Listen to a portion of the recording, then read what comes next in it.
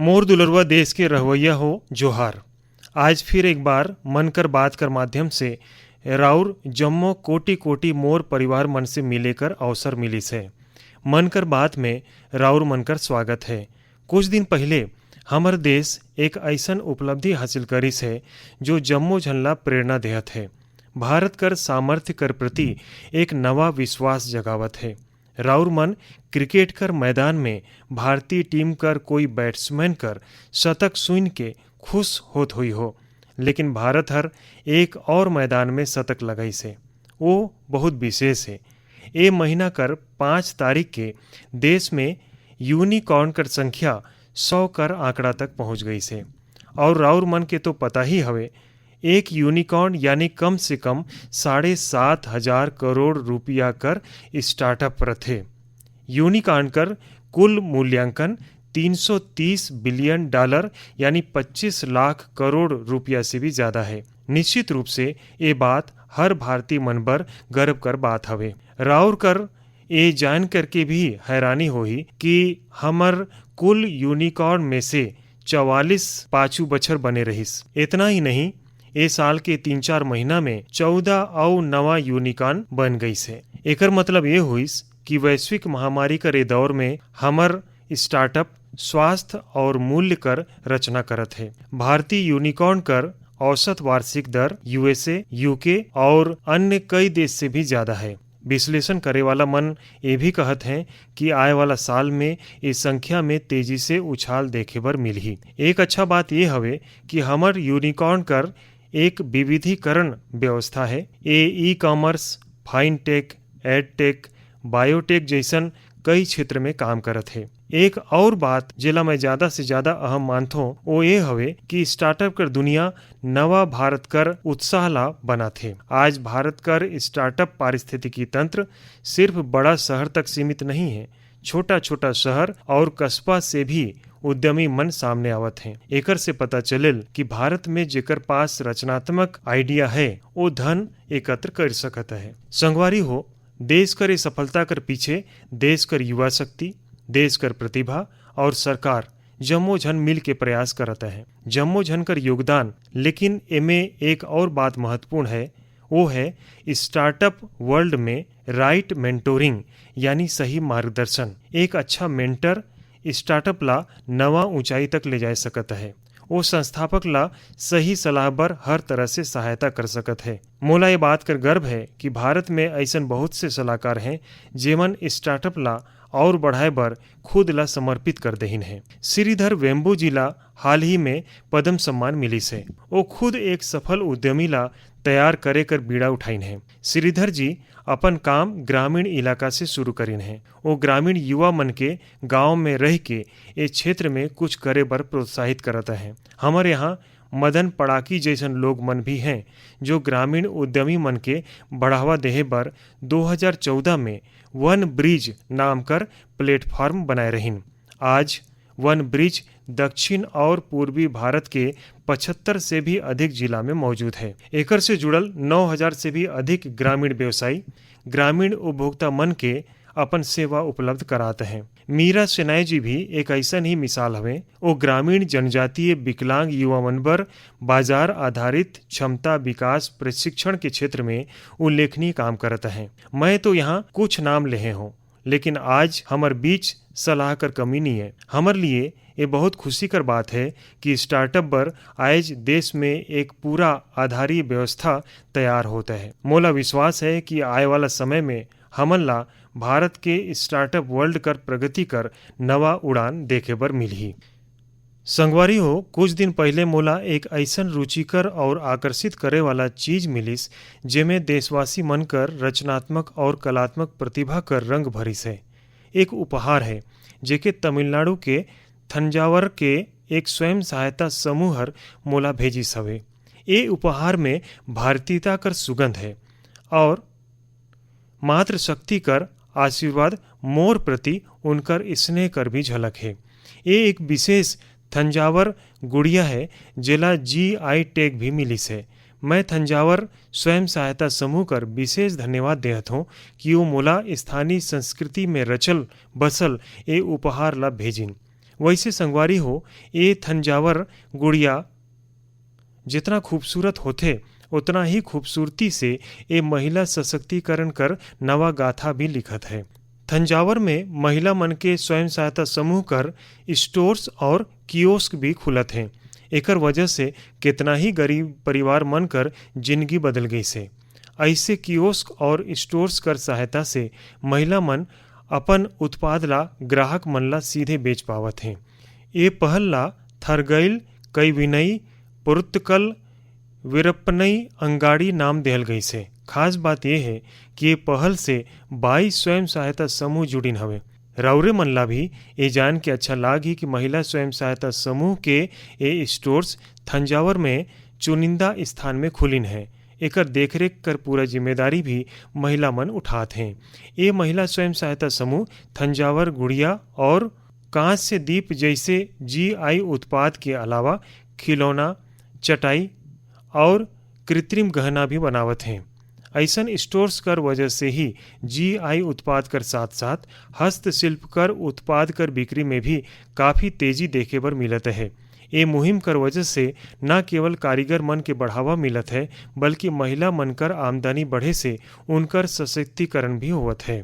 मोर मन कर बात कर श्रोता मन से भी एक आग्रह है कि रौरे अपन क्षेत्र में ये पता लगाई कि कौन सा महिला स्वयं सहायता समूह हर काम करत है। उनकर उत्पाद कर बारे में राउर जानकारी जुटाई और ज़्यादा से ज़्यादा ये उत्पाद ला उपयोग में लाई। ऐसन करके राउरे स्वयं सहायता समूह कर आय बढ़ाए में मदद तो कर ही, साथ ही आत्मनिर्भर भारत अभियान ला भी गति दे पाई हो। संगवारी हो, हमर देश में कई भाषा, लिपि और बोली मनकर समृद्ध खजाना है। अलग अलग क्षेत्र में अलग अलग पहनावा, खान पान और संस्कृति कर ये हमर पहचान है। ये विविधता एक राष्ट्र के रूप में हमन ला अधिक सशक्त करथे और एकजुट रखथे। यही से जुड़ल एक प्रेरक उदाहरण है एक बेटी कर कल्पना कर, जिला में राउर मन से साझा करना चाहूँ। उनकर नाम है कल्पना, लेकिन उनकर प्रयास एक भारत श्रेष्ठ भारत कर सच्चा भावना से भरल है। दरअसल कल्पना हाल ही में कर्नाटक में अपन 10वीं कर परीक्षा पास करिन है, लेकिन उनकर सफलता कर बेहद खास बात यह है कि कल्पना ला कुछ समय पहले तक कन्नड़ भाषा नहीं आवत रहीस। वो न सिर्फ 3 महीना में कन्नड़ भाषा सीखिन, बल्कि 92 नंबर भी लाए के दिखाइन। राउरे मन कर ये जान के हैरानी हुई, लेकिन ये सच है। उनकर बारे में और भी कई बात ऐसन है जो राउर मन ला हैरान कर देही और प्रेरणा भी देही। कल्पना मूल रूप से उत्तराखंड कर जोशी मठ कर रहे वाला है। वो पहले टीबी से पीड़ित रहिन और जब वो 3री कक्षा में रहिन तबे उनकर आँख कर रोशनी भी चले गए रहीस। लेकिन कथे ना, जहाँ चाह वहाँ राह। कल्पना बाद में मैसूर कर रहे वाला प्रोफेसर तारामूर्ति कर संपर्क में आइन, जेमन ना सिर्फ उनके प्रोत्साहित करिन बल्कि हर तरह से उनके मदद करिन। आज वो अपन मेहनत से हम सब बर उदाहरण बन गई हैं। मैं कल्पना के उनकर हौसला भर बधाई देहत हूँ। यही तरह हमर देश में कई ऐसे लोग भी हैं जेमन देश कर भाषाई विविधता ला मजबूत करे कर काम करत हैं। ऐसे ही एक साथी हैं पश्चिम बंगाल में पुरुलिया कर श्रीपति टुडू जी। टुडू जी पुरुलिया के सिद्धो कानो बिरसा यूनिवर्सिटी में संथाली भाषा कर प्रोफेसर हैं। वो संथाली समाज पर उमन कर अपन संथाली लिपि में देश कर संविधान कर कापी तैयार करिन हैं। श्रीपति टुडू जी कथें कि हमर संविधान हमर देश के हर एक नागरिक मन के उनकर अधिकार और कर्तव्य कर बोध करायल। एकरे से जम नागरिक के एकर से परिचित होना जरूरी है। एकरे से वो संथाली समाज मन बर उनकर लिपि में संविधान कर कापी तैयार करके भेंट के रूप में देहिन है। मैं श्रीपति जी के ये सोच और उनका प्रयास कर सराहना करत हूँ। यहर एक भारत श्रेष्ठ भारत के भावना कर जियत जागत उदाहरण है। ऐसे भावना के आगू बढ़ाए वाला ऐसे बहुत प्रयास मन कर बारे में राउर मन के भारत कर एगो वेबसाइट में भी एक भारत श्रेष्ठ भारत वेबसाइट में जानकारी भेटाही। यहाँ राउर मन के खान पान, कला संस्कृति, पर्यटन के संग संग ऐसे ही कई विषय कर गतिविधि मन कर बारे में पता चलही। राउर मन ए गतिविधि मन में हिस्सा भी ले सकत ही। एकर से राउर मन के अपन देश कर बारे में जानकारी भी भेटाही और देश कर विविधता ला महसूस भी करब। मोर दुलरवा देश कर रहवासी मन, इस समय हमर देश में उत्तराखंड के 4 धाम कर पवित्र यात्रा चलत है। 4 धाम और खासकर केदारनाथ में हर दिन हजारों कर संख्या में श्रद्धालु वहां पहुंचत हैं। मनसे मन अपन 4 धाम यात्रा के सुखद अनुभव साझा घलो करत हैं। लेकिन मैं ये भी देखें कि श्रद्धालु केदारनाथ में कुछ यात्री मन के द्वारा गंदगी फैलाए कर वजह से दुखी हैं। कई जन सोशल मीडिया में भी अपन बात रखिन हैं। हमन पवित्र यात्रा में जाबो और वहाँ गंदगी का ढेर हो, ये बात ठीक नहीं है। लेकिन साथी मन शिकायत कर संग संग कुछ बढ़ियन बात भी देखे में आवत है। जहाँ श्रद्धा है वहाँ सृजन और सकारात्मकता भी है। कई श्रद्धालु ऐसे भी हैं जिमन बाबा केदार कर धाम में दर्शन और पूजा कर संग संग स्वच्छता साधना घलो करत हैं। कई मनसे जहाँ रुकिन हैं वहाँ ला साफ करत हैं, तो कई जन यात्रा रास्ता ले कूड़ा कचरा साफ करत हैं। स्वच्छ भारत अभियान के टीम के संग मिल के कई संस्था और समाजसेवी संगठन भी वहाँ काम करत हैं।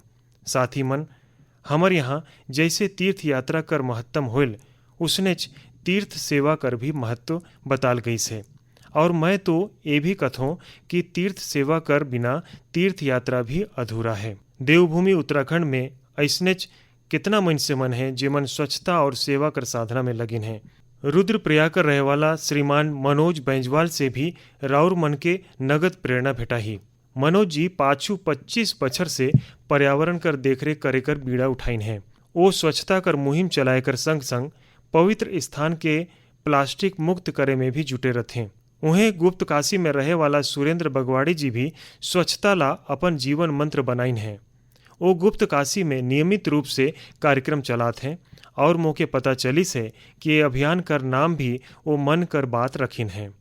ऐसे ही देवर गांव कर चंपा देवी पाछू 3 बछर से अपन गांव कर महिला मन के कूड़ा प्रबंधन यानी वेस्ट मैनेजमेंट सिखाते हैं। चंपा जी सैकड़ों पेड़ लगाइन हैं और वो अपन परिश्रम से एक हरा भरा वन तैयार कर दहीन है। संगवारी हो, ऐसे ही लोग मन के प्रयास से देवभूमि और तीर्थ कर वो दैवीय अनुभूति बन गई से जिला अनुभव करे बर हमन वहाँ जाथन। ये देवत्व और आध्यात्मिकता ला बनाए रखे कर जिम्मेदारी भी तो हमर है। अभी हमर देश में 4 धाम तीर्थ यात्रा के साथ साथ आए वाला समय में अमरनाथ यात्रा, पंढरपुर यात्रा और जगन्नाथ यात्रा जैसे कई यात्रा हो ही। सावन मास में तो शायद हर गांव में कोई ना कोई मेला लगेल।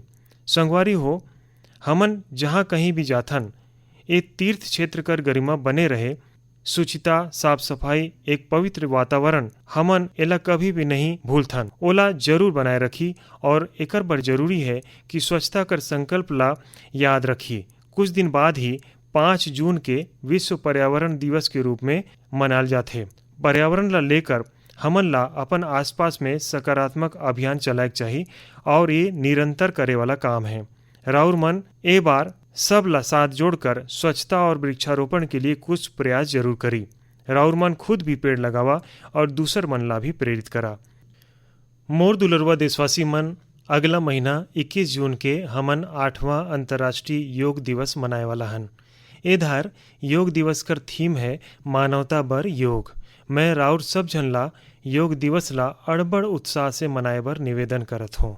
हाँ, कोरोना से जुड़ल सावधानी भी बरतना पड़ी। वैसे पहले कर तुलना में कोरोना ला लेकर पूरा दुनिया में हालात ठीक हैं। अधिक से अधिक टीकाकरण पूरा करे कर वजह से लोग मन पहले से ज़्यादा घर से बाहर भी निकलत हैं। एकर से पूरा दुनिया में योग दिवस ला लेके बहुतेज तैयारी भी देखे बर मिलत है। कोरोना महामारी हर हमन ला ये भी एहसास कराई से कि हमर जीवन में स्वास्थ्य कर कितना महत्तम है और योग ऐसने कितना बड़ा माध्यम हवे। लोग मन ये महसूस करत हैं कि योग से शारीरिक, आध्यात्मिक और बुद्धिमत्ता कर स्तर पर सुघर स्थिति ला कितना बढ़ावा मिलेल।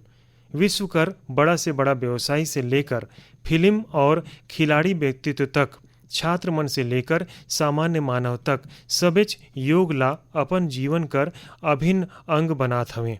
मोला पूरा विश्वास है कि दुनिया भर में योग कर प्रसिद्धि ला देख करके राउर मन ला बढ़ियन लगत होही। संगवारी हो, ए धार देश विदेश में योग दिवस पर होए वाला नवाचार के बारे में मोला जानकारी मिलिस।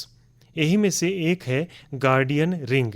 एक बड़ा ही अद्भुत कार्यक्रम होही। एमे सूर्य कर गति ला मनाल जाही, अर्थात सूरज जैसे जैसे यात्रा करही धरती कर अलग अलग हिस्सा से हमन योग कर जरिए ओकर स्वागत करब। अलग अलग देश में भारतीय मिशन मन वहाँ कर स्थानीय समय के अनुसार सूर्योदय कर समय योग कार्यक्रम आयोजित करही। एक देश कर बाद दूसर देश से कार्यक्रम शुरू होही। पूरब से पश्चिम तक लगातार यात्रा चलत रही, फिर उसनेच ए आगे बढ़त रही। ए कार्यक्रम कर प्रसारण भी यही तरह एक के बाद एक जुड़ते जाही, यानी ये एक तरह कर रिले योगा प्रसारण उत्सव होही। राउर मन एला जरूर देखियो। संगवारी हो, हमर देश में ए धार अमृत महोत्सव ला ध्यान में रखत देश कर 75 प्रमुख स्थान में भी अंतर्राष्ट्रीय योग दिवस कर आयोजन हुई। ए मौका में कई ठो संगठन और देश कर रवैया मन अपन अपन स्तर में अपन अपन क्षेत्र कर खास जगह पर कुछ न कुछ नवाचार करके तैयारी करत हैं। मैं राउर मन से भी आग्रह करत हूँ, ए बार योग दिवस मनाए बर राउर अपन शहर, कस्बा या गांव कर कोई ऐसन जगह कर चुनाव करा जो सबले खास हो। ये जगह कोई पुराना मंदिर, पर्यटन केंद्र हो सकता है, या फिर कोई प्रसिद्ध नदी, झील या तालाब कर किनारा भी हो सकता है। एकर से योग कर साथ साथ राउर क्षेत्र कर पहचान भी बढ़ी और पर्यटन ला भी बढ़ावा मिली। ये समय योग दिवस ला लेकर 100 दिन कर उल्टा गिनती भी चलता है, या ऐसन कह सकता हन कि निजी और सामाजिक प्रयास से जुड़ल कार्यक्रम 3 महीना पहले से शुरू हो चुकी है। जैसन कि दिल्ली में 100वां दिन और 75वां दिन कर उल्टा गिनती कार्यक्रम हुईस। उसनेच असम कर शिवसागर में 50वां और हैदराबाद में 25वां उल्टी गिनती उत्सव हुईस है। मैं चाहत हूँ कि राउर मन भी अपन यहाँ अभी से योग दिवस कर तैयारी शुरू कर देवा। ज़्यादा से ज़्यादा लोग मन से मिला, हर कोईला योग दिवस कार्यक्रम से जुड़े बर आग्रह करा, प्रेरित करा। मोला पूरा भरोसा है कि राउर सब जन योग दिवस में बढ़ चढ़ के हिस्सा ले हो, साथ ही साथ योग ला अपन दैनिक जीवन में अपनाई हो। संगवारी हो, कुछ दिन पहले मैं जापान गए रहन। कई ठे कार्यक्रम कर बीच कुछ बड़खा बढ़ियन लोग मन से मिले कर मौका मिलिस। मैं बनकर बात में राउर मन से उनकर बारे में चर्चा करना चाहत हूँ। ओमन है तो जापान कर, लेकिन भारत के प्रति ओमन में गजब कर लगाव और प्रेम है। यही में एक हवे हिरोशी कोइके जी। ये जाना माना कला निर्देशक हैं। राउर मन ला ये जान के बड़ा खुशी होही कि ये महाभारत परियोजना ला निर्देशित करिन है।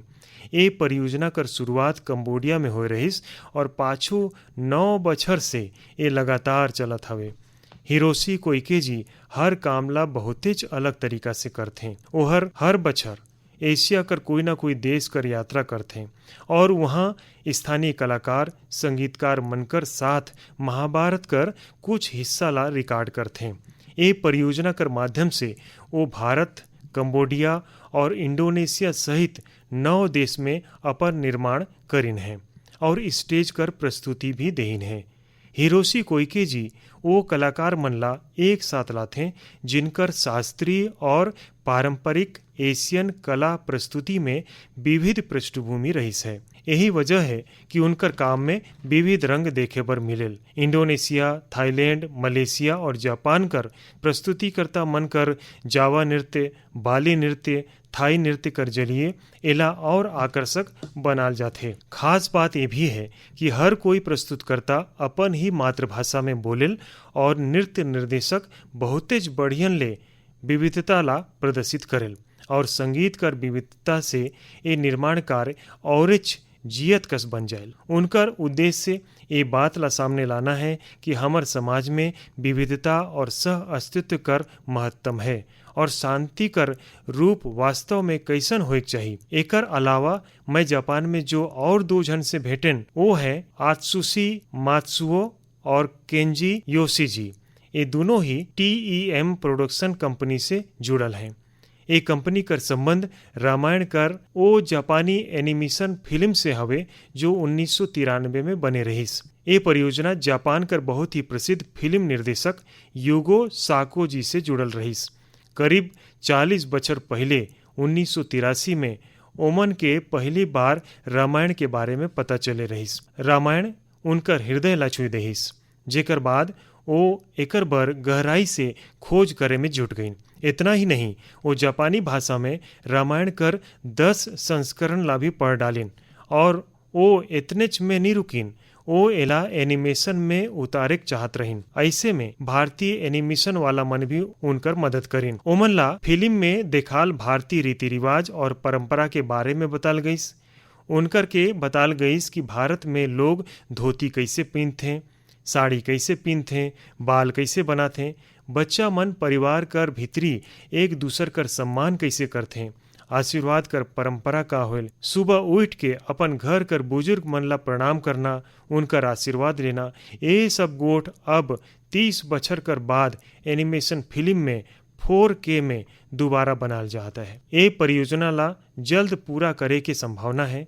हमन मन से हजारों किलोमीटर दूर जापान में बैठल लोग जो ना हमर भाषा जानते, जो ना हमर परंपरा ला उतना जानते, उनकर हमर संस्कृति कर बारे में समर्पण, ये श्रद्धा, ये आदर बहुतेज प्रशंसनीय है। कौन हिंदुस्तानी ए गोठ में गर्व नहीं कर ही। मोर दुलरवा देशवासी मन, स्व से ऊपर उठ के समाज कर सेवा करे कर मंत्र, स्वयं समाज के लिए एकर मंत्र हमर संस्कार कर हिस्सा हवे। हमर देश में अनगिनत लोग ए मंत्र ला अपन जीवन कर उद्देश्य बनाइन हैं। मोला आंध्र प्रदेश के मरकापुरम में रहे वाला एक साथी राम भूपाल रेड्डी जी के बारे में जानकारी भेटाइस। राउर मन जान के हैरान हो जाई हो कि राम भूपाल रेड्डी जी सेवानिवृत्ति के बाद में मिले वाला अपन पूरा कमाई ला बेटी मनकर शिक्षा बर दान कर देहिन। वो करीब 100 बेटी मन बर सुकन्या समृद्धि योजना के तहत खाता खुलवाइन और उमें 25 लाख से ज्यादा रुपया जमा कराइन। ऐसने सेवा कर एक और उदाहरण है यूपी में आगरा कर कचौरा गांव कर। बहुतेज बछर से ये गांव में मीठा पानी कर समस्या रहीस।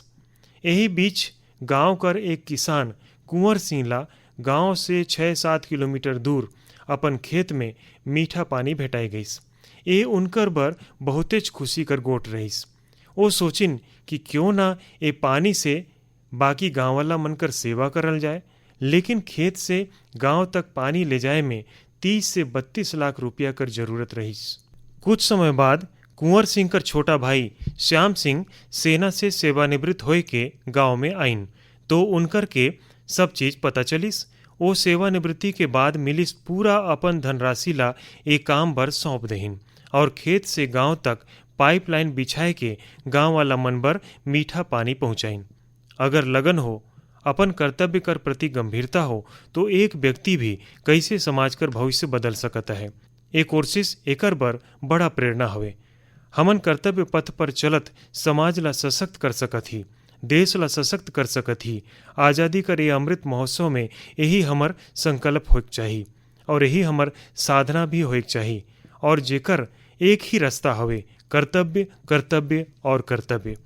मोर दुलरवा देशवासी हो, आज मन कर बात में समाज से जुड़ल कई ठे महत्वपूर्ण विषय पर हमन चर्चा करें।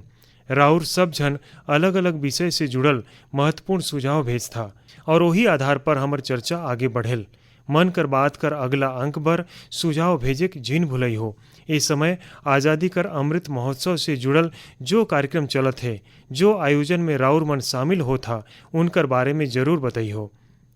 नमो ऐप और MyGOV पर मोला राउर मनकर सुझाव कर इंतजार रही।